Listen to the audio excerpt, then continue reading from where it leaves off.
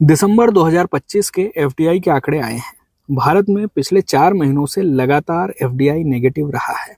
हालांकि एफडीआई के आंकड़े हर महीने बदलते रहते हैं, लेकिन हमारे लिए यहाँ यह समझना ज़रूरी है कि एफडीआई क्या होता है और एफडीआई भारत के लिए क्यों और कैसे ज़रूरी है। सबसे पहले देखते हैं कि एफडीआई क्या है।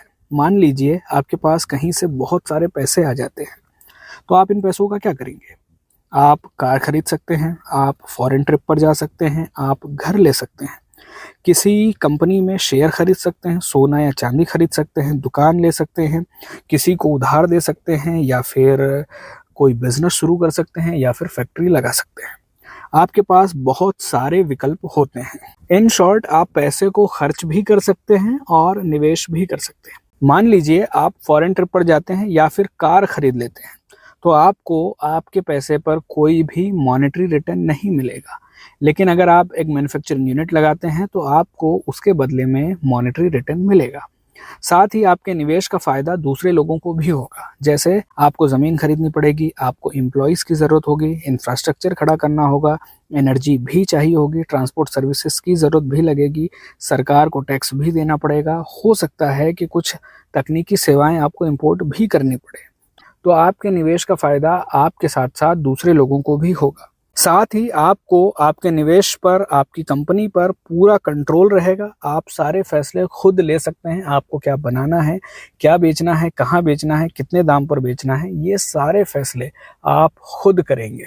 आप जरा सोच कर देखिए कि वे कौन कौन से फैक्टर्स हैं जिनके आधार पर आप अपने इन्वेस्टमेंट का फैसला लेंगे। जहां पर ज़्यादा मुनाफे की संभावना हो, जहां पर डिमांड ज़्यादा हो, जहां पर चीप और स्किल्ड लेबर अवेलेबल हो, जहां पर अच्छी सड़क, बंदरगाह, बिजली, पानी और डिजिटल कनेक्टिविटी हो, जहां पर पॉलिटिकल और पॉलिसी स्टेबिलिटी हो, जहां पर टैक्स कम हो और जहां से एक्सपोर्ट करना आसान रहे।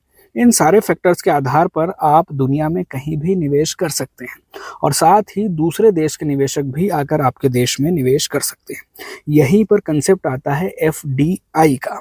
सीधे और सरल शब्दों में कहें तो जब कोई विदेशी निवेशक या कंपनी दूसरे देश में जाकर किसी बिजनेस में सीधे तौर पर निवेश करता है, फैक्ट्री लगाता है या दूसरी कंपनी में बड़ी हिस्सेदारी खरीदता है, तो इसे हम फॉरेन डायरेक्ट इन्वेस्टमेंट कहेंगे। एफडीआई का मतलब है पैसा, एफडीआई का मतलब है टेक्नोलॉजी और एफडीआई का मतलब है मैनेजमेंट। उदाहरण के लिए कपड़े का एक अमेरिकन ब्रांड भारत में आकर मैन्युफैक्चरिंग यूनिट लगाता है क्योंकि भारत में चीप और स्किल्ड वर्कर और रॉ मटेरियल अवेलेबल है। साथ ही भारत में एक बड़ा बाजार भी अवेलेबल है। अमेरिका के कपड़े ब्रांड को भारत में आकर मैन्युफैक्चरिंग करनी होगी और उसे सीधे तौर पर भारत में एक बड़ा बाजार मिल जाएगा। साथ ही यहाँ से एक्सपोर्ट भी कर सकता है। इन्वेस्टर को अपने इन्वेस्टमेंट पर प्रॉफिट मिलेगा और भारत में ज़मीन, factory, logistics, raw material, retail, workers, designer, sales person, कपड़ा, बटन, पैकेजिंग, दुकानदार, टैक्स और फॉरेन करेंसी, इन सभी को इसका फ़ायदा मिलने वाला है।